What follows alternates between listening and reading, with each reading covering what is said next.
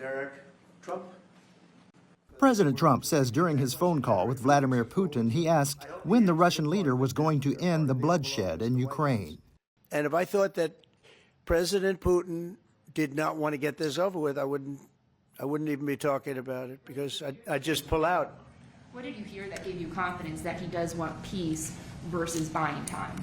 I think he's had enough. Trump earlier posted the two sides will immediately start negotiations and the conditions will be negotiated between them.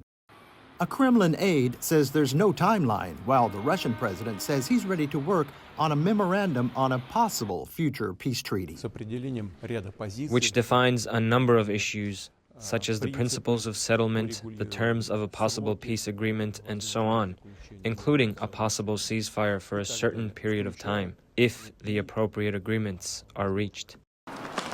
A day before the promised call from the U.S. president, Russia launched its largest drone attack against Ukraine since the war began. The president has made it clear his goal is to see a ceasefire and to see this conflict come to an end, and he's grown weary and frustrated with both sides of the conflict. Trump couched the possible ending of the war in economic terms, with the potential for large-scale trade.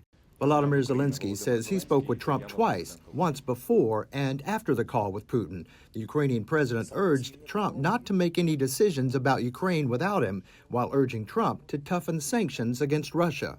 I ask him to consider it and impose the sanctions if Russia does not support the ceasefire and doesn't want to end this war. President Trump has threatened new sanctions against Russia, including secondary sanctions on buyers of Russian oil. Lawmakers are also moving on bipartisan bills that would add large tariffs to those sanctions. The vice president earlier suggested the U.S. could walk away if talks aren't serious.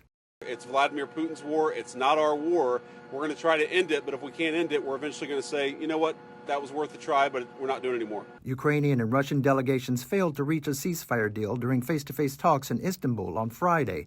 The Kremlin says those talks have resumed.